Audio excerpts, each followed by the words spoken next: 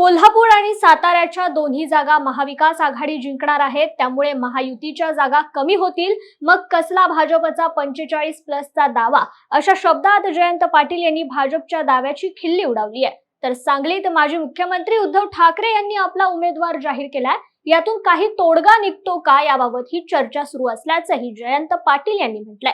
शिवाय वंचित आघाडीबाबत 2 दिवसात निर्णय होणार असून माढा लोकसभेबाबतही जयंत पाटील यांनी यावेळी भाष्य केलंय।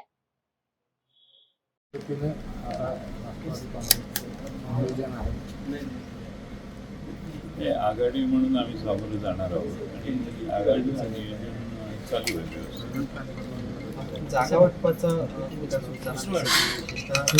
काँग्रेस आणि शिवसेनेमध्ये रस्सीखेच पाहायला मिळते। कसं नेमकं हा सगळा तिढा सोडवला जाणार? असं आहे की आम्ही बरेच चर्चा केलेली आहे। बहुतेक सगळे प्रश्न सुटत आलेले आहेत। काही 1, 2, 3 जागांच्या बाबतीत मुद्दे राहिलेले आहेत।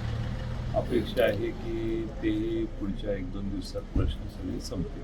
वंचित बहुजन आघाडीबाबत काय निर्णय झालाय काय? आमची चर्चा चालू आहे त्यांच्याबरोबर। काय त्यांनी फॉर्म्युला दिलाय जागा? 6 जागा फॉर्म्युला नाही, आम्ही त्यांची चर्चा करतोय। कोणत्या जागा चर्चा चालू आहे।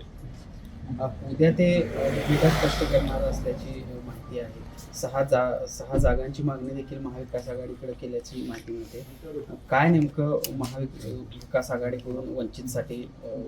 नाही, वंचित बहुजन आघाडी आमच्यावर यावी असा आमचा प्रयत्न आहे आणि त्यासाठी चर्चा चालू आहे आणि याच्यावर लवकर काही ना काही निर्णय होईल। जानकरांना आपल्यासोबत घेण्यासंदर्भातला प्रयत्न सुरू होता, मात्र ते महायुतीसोबतच राहिले। माढ्याचा कसा पवार साहेबांनी उघडपणाने सांगितलं होतं की त्यांना माढ्यामधून घेण्याची इच्छा आहे, पण त्यांचा वेगळा निर्णय झालेला दिसतोय का?